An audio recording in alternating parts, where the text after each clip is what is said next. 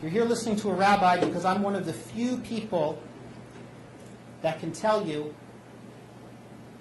that the lessons of history have not been learned. What do I mean?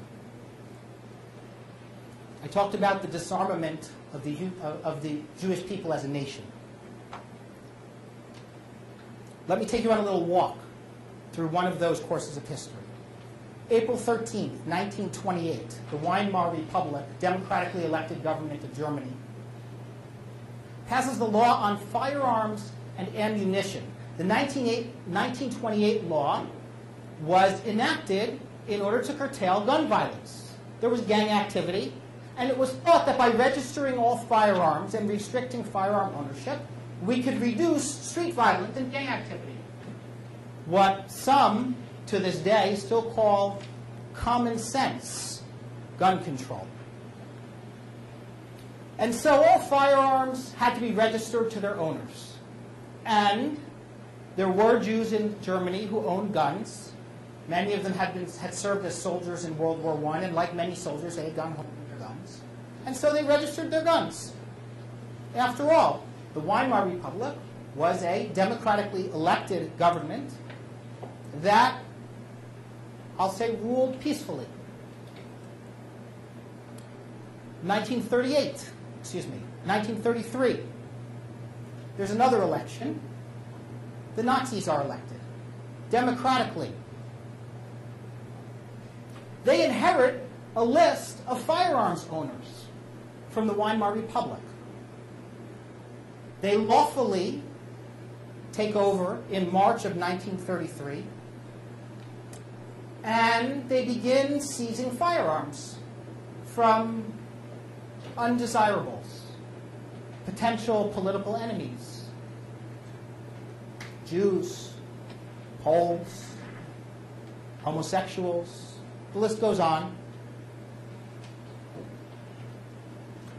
How did the Nazis do this? They did it the easy way. They simply failed to renew permits that came up for renewal each year. 5 years after that, 1938, the Nazis enhanced the 1928 law. They introduced the Nazi weapons law. They outlawed handguns. And the confiscations began. Handgun ownership was restricted to Nazi party members and other reliable citizens, people we can trust. Guess what? Gun control didn't reduce crime. In fact, what it did was pave the way for one of the greatest crimes of history, certainly the greatest crime of Jewish history. That 1938 law barred Jewish ownership of all firearms, Jewish homes, Jewish businesses.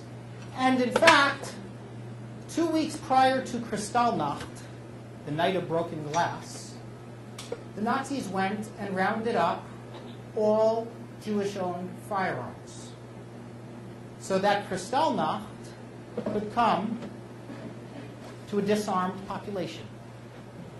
The Nazis knew exactly where to go because there was a gun registry that was put together by a peaceful, democratically elected government that was doing it to protect public safety. Anyone in here have a New Jersey firearm owner's ID card? Your name is on a list. Those of you who are Jews can probably relate to this. Those of you who are non-Jews, I'm sure, can understand it. I get very nervous when my name is on a government list. Very, very nervous.